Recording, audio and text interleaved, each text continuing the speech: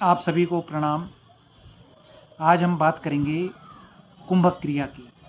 कुंभक प्राणायाम की वो मध्य अवस्था है जिसमें हमें श्वास को होल्ड करना होता है, कुंभक लगाना होता है, अर्थात जो श्वास हम अंदर ले रहे हैं उसे हमें अपने शरीर के अंदर रोकना होता है, वही कुंभक क्रिया कहलाती है। पहले समझ लें कि प्राणायाम की परिभाषा क्या है।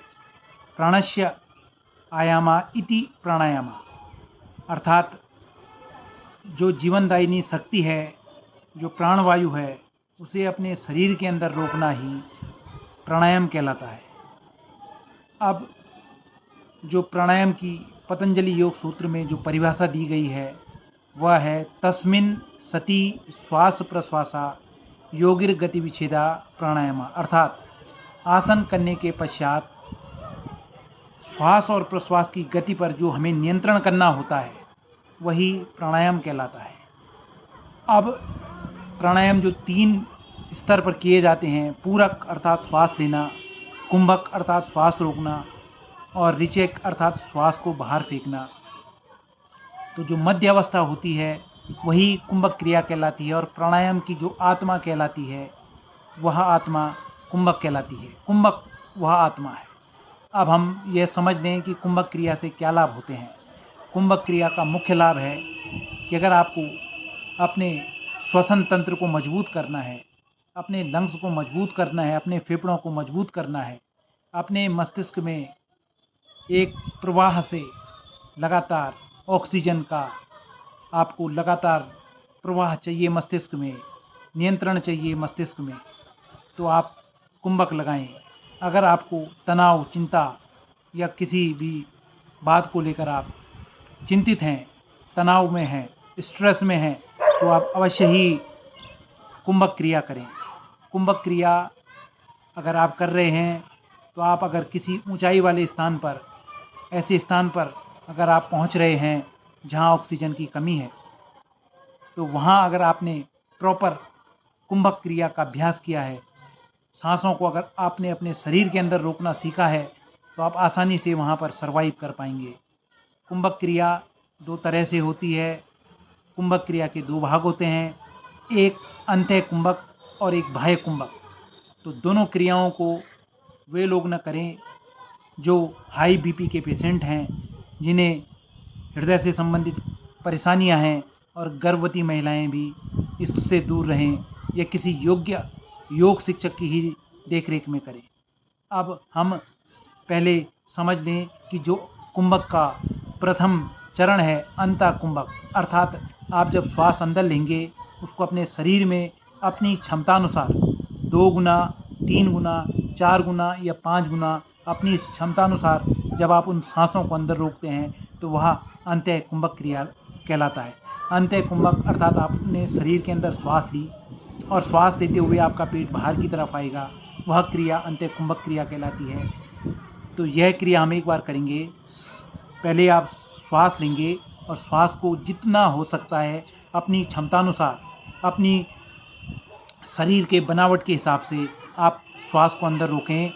अब चलिए शुरू करते हैं। किसी भी सुखासन में बैठकर दोनों हाथों पर हृदय मुद्रा बनाकर फर्स्ट फिंगर को अंगूठे के नीचे बेंड करके और दोनों फिंगर को अंगूठे के मध्य भाग पर लगाकर अपने घुटनों के ऊपर रखें। एक लंबी गहरी श्वास लीजिए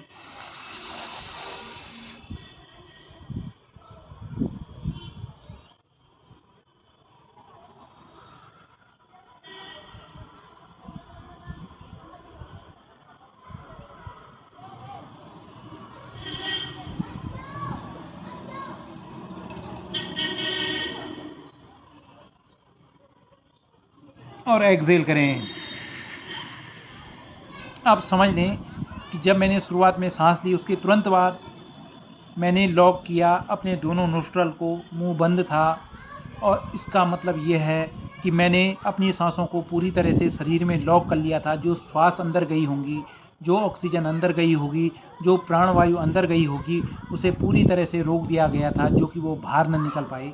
तो यह शुरुआती चरण है, आप इस तरह से इसे कर सकते हैं। तो अंतः कुंभक क्रिया से आपकी लंग्स की कार्य क्षमता बढ़ेगी, आपके जो हृदय है उस पर भी इसका असर पड़ेगा। आपके मस्तिष्क में प्रॉपर रक्त का संचार होगा, ऑक्सीजन का प्रवाह होगा। यह अंत्य कुंभक क्रिया कहलाती है। होल्ड अर्थात कुंभक आपको अपनी क्षमता के अनुसार, अपने शरीर की कार्य क्षमता के अनुसार करना होता है। यह अंत्य कुंभक क्रिया कहलाती है। अब बाह्य कुंभक क्रिया, यह अभी जो पहली क्रिया की, यह अंत्य कुंभक क्रिया की। अब बाह्य कुंभक क्रिया में सर्वप्रथम आपको श्वास लेना है, पूरा एक्सेल कर देना है। जब आप उसको प्रश्वास कर देंगे, पूरी श्वास को बाहर छोड़ देंगे।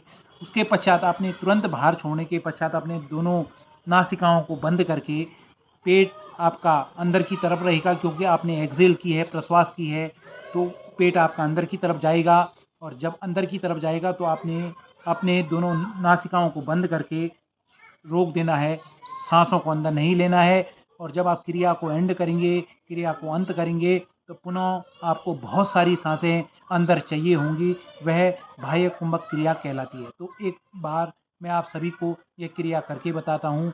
आप सभी एक बार श्वास लें, पूरी लंबी गहरी श्वास लीजिए और पूरी श्वास को एक्सेल करिएगा।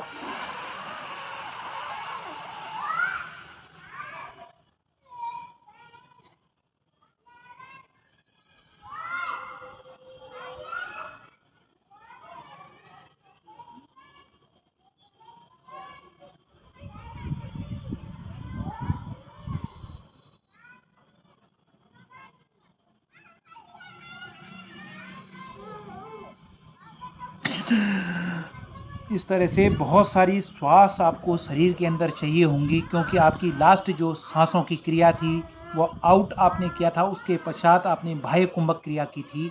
तो यह दोनों क्रियाएं आपके लंग्स की, आपके फेफड़ों की कार्य क्षमता को बढ़ाने के लिए, आपके मस्तिष्क को प्रॉपर ऑक्सीजन देने के लिए और सारे शरीर में ऑक्सीजन के प्रवाह को बनाने के लिए बहुत ज़रूरी क्रियाएं हैं। आप लोग इन क्रियाओं का अवश्य अभ्यास करें। और सभी उम्र के लोग, चाहे बच्चे हों, बुजुर्ग हों, मिड एज के लोग हों, महिलाएं हों, किसी भी उम्र की महिलाएं हैं, वे सभी इस क्रिया को कर सकती हैं।